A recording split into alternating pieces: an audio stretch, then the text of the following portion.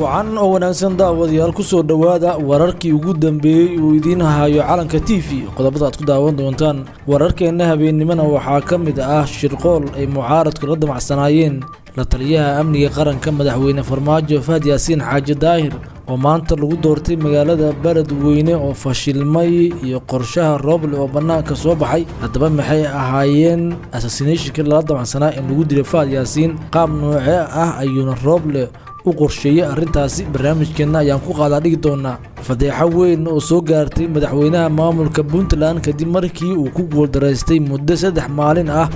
oo isku dayay inuu tago magaalada Boosaaso qaraxyadii shalay ka dhacay magaalada Boosaaso iyo Beledweyne oo xog rasmi ah laga helay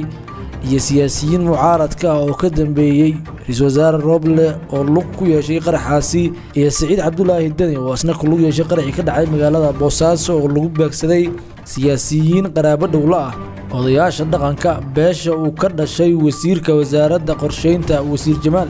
barnaamijkeena ayaan ku qaadaa dhigi doonaa haddii eebba idmo qodobada kale ee xasaasiga ah aan idin haynana waxaa ka mid ah mucaaradka oo cabsi weyn ka muujiyay doorashada uu maanta ku soo baxay Fahad Yaasiin iyada oo ahayd qiimeyntii ugu dambeysay ee awoodda madaxweyne Farmaajo sadaalintii ugu dambeysay oo guuleysatay iyo xildhibaanadii ugu faraha badnaa ee u soo baxay nabad iyo nolol Fahad Yaasiin Xaaji Daahir oo ahaa gacanta koobaad ee madaxweyne Farmaajo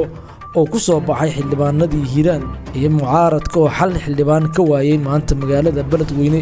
Cali Guudlaawe oo noqday madaxweynihii ugu saameynta badnaa ee nabad iyo nolol ee xildhibaano mucaarad ah aysan weli ka soo bixin deegaankiisa marka laga reebo Muuse Suudi oo ahaa senator ka mid ah senatarada Soomaaliya qodobadeena ayaan ku qaadaa dhigi doonaa waa sidee xaaladda magaalada Jabuuti iyo guud ahaan dalka walaalaha aan nahay ee Jabuuti oo kacsan kacdoonka shacabka iyo sidoo kale inqilaab labaad oo la isku dayay geelle oo kaalmo weydiistay madaxweyne Farmaajo qodobadeena ayaan si toos ah uga faaqidi doonaa qodobada iyo kuwa kale oo xiiso badan ayaan daawade ku haya fadan daawada haddii ay tahay marka koowaad soo booqata channelkeena calanka TV subscribe dhoo furagan balaalka si aad noqoto daawadaha koowaad ee barnaamijyadeena mahadsan aan ku bilaabay mucaaradka ayaa isku dayay inay shirqool iyo dabin u dhigaan la taliyaha amniga qaranka ee madaxweyne Farmaajo Fahad Yaasiin Xaaji Daahir oo maanta ku soo baxay kursiga nambarkiisu yahay hob 86 Fahad Yaasiin oo maanta lagu doortay magaalada Beledweyne ee gobolka Hiiraan ayay mucaaradku la damacsanaayeen inay qarax ku dilaan iyagoona shalay qarax ka dhacay magaalada Beledweyne dusha ka saaray in Fahad Yaasiin uu la damacsanaa inuu ku cabsi geliyo shacabka magaalada Beledweyne Fahad Yaasiin oo maanta khudbad cajiib ah ka jeediyay odayaasha dhaqanka hortooda ayaa si maldahan ula hadlay mucaaradka isagoona sidoo kale u sheegay inuu la socdo tilaabooyinka ay qaadayaan iyo ujeedooyinka ay leeyihiin isaga oo mahmaayo iyo hadallo duurxul ah u adeegsaday mucaaradka ayaa la sheegay inay xalay isku dayeen in iyaga iyo kooxaha hubeysan ay weerar ku qaadaan hooy lagu ilaalinayay Fahad Yaasiin Xaaji Daahir oo ilaalo xoogan watay taa markay fashilantay ayaa sida ay warbixinadu sheegayaan waxay maanta isku dayeen inay hoolka dhexdiisa ku weeraraan balse waxaa jira dhacdooyin aan la soo tabin oo kaamirooyinka iyo sidoo kale aan ka soo muuqan hoolka balse waxaa la sheegay qaar ka mid ah dadka hoolka soo galay oo ahaa koox mucaarad ah inay isku dayeen inay waxyeeleeyaan weerarka lagu qaaday Fahad Yaasiin ayaa loo adeegsaday mucaaradka oo dhiirigelinaya in loo haysto allaha u naxariistay Igraan Tahliil oo lagu waayay magaalada Muqdisho iyadoo nabsad sheegtay inay ku baxday gacanta ururka Al-Shabaab haddaba mucaaradka ayaa dabna badan u maleegayay si uusan Fahad Yaasiin u soo bixin iyagoona isku dayay xitaa inay ku direen hoolka balse waxaa la sheegay inuu haystay ilaalo aad u xoogan kuwaas oo ammaankiisa daqiiqad ula socday mucaaradka ayuu ku ahaa dhibaato haddii uu soo baxay Fahad Yaasiin waxaana ahaa meesharmantiga ama sacabirka doorashada qaranka maadaama madaxweyne Farmaajo doorashiisu ay ku xidhneed sida aan warbixinadii horeba idinku sheegnay Fahad Yaasiin doorashada maanta uu ku soo baxay Fahad Yaasiin Xaaji Daahir ayaa ka dhigaysa in madaxweyne Farmaajo uu mar kale dib u soo laaban doono isaga oo hogaamin doona 4 sano ee soo socota madaxweynaha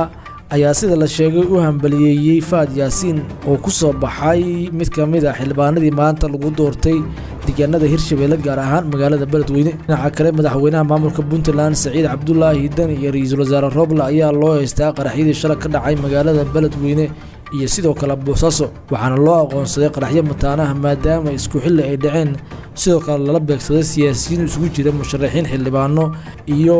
odayaasha dhaqanka beesha uu ka dhashay wasiir Jamaal madaxweynaha maamulka Puntland ayaa lagu eedeeyay inuu doonayay inuu soo afjaro beesha uu ka dhashay wasiir Jamaal odayaal dhaqankeeda uu ka soo horjeesaday codsi uu ka codsaday oo ahaa inuu ku siyaasi iyaga siiyo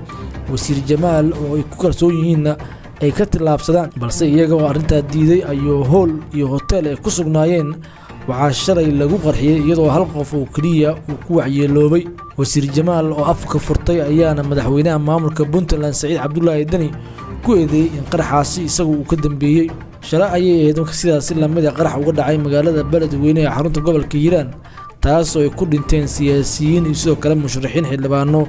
iyadoona warbixinada marka hore kooxaha mucaaradka ay ku soo qoreen in Fahad Yaasiin uu ka dambeeyay isagoona shacabka reer Beledweyne ku cabsi gelinaya arrinta ayaa banaan ku soo baxday kadib markii hay'adda nabad sugidda ee sirdoonka qaranka saraakiil ka mid ah oo aan la xiriirnay noo cadeeyeen in kooxaha mucaaradka ay ka dambeeyeen si ay sumcad ugu sameeyaan Fahad Yaasiin Xaaji Daahir dhinaca kale ra'iisul wasaaraha Soomaaliya Xasan Cali Khayre ayaa waxaa ku soo baxay ceeb kale oo aad u weyn kadib markii la xaqiijiyay inuu yahay shakhsiga gatay shidaalka Soomaaliya wasiirka wasaaradda batroolka ayaa la sheegay inuu saxiix heshiis isagoona xalay mar dambe la hadlay BBC-da arrimo badan ka hadlay arrinta xaqiiqadeeda ayaa banaanka u soo baxday kadib markii la ogaaday in ra'iisul wasaarihii hore ee Soomaaliya Xasan Cali Khayre uu heshiis qarsoodi ah la galay hay'ado laga leeyahay dalka UK ra'iisul wasaare Xasan Cali Khayre ayaa lacag malaayiin ah ku qaatay heshiiskaasi uu la galay hay'adahaasi laga leeyahay dalka UK arrintan ayaana mugdi gelisay rajooyinka ay ummadda Soomaaliyeed ka lahaayeen siyaasiyiinta iyo madaxda Soomaalida kadib markii siyaasiyiin lagu tuhmayeen nadiif dalka qol mugdi ah ku kala iibsadeen 7 milyan ayuuna siistay shidaal aad u fara badan oo laga leeyahay Soomaaliya madaxweyne Farmaajo arrintaasi ka war helay ayaa buriyay waxaana sheegay heshiiskaasi inuusan ahayn mid ansax ah oo laga laaban doono maadaama baarlamaanka Soomaaliya aysan ansixin ra'iisul wasaare Roble iyo mucaaradka oo arrinta u arkay fursad siyaasadeed oo madaxweyne Farmaajo ku dhaawici karaan sumcadiisa ayaa isla markiiba warqad ka daba tuuray walow arrintaasi ay ku soo dhamaatay waxba kama jiraan dhinaca kale xaaladda dalka Djibouti ayaa kacsan iyadoo ciidamada qaar ay gadoodeen kadib markii maalmo ka hor isku dayeen inay kacdoon ku qabsadaan dalka inqilaab dhicisoobana uu ka dhacay iyadoo ay doonayeen xilli habeen ah inay xiraan ama khaarijiyaan madaxweyne Geele xaaladda Djibouti wali waa mid aad u kacsan saraakiisha ugu badnaa ayaa xabsiga loo taxaabay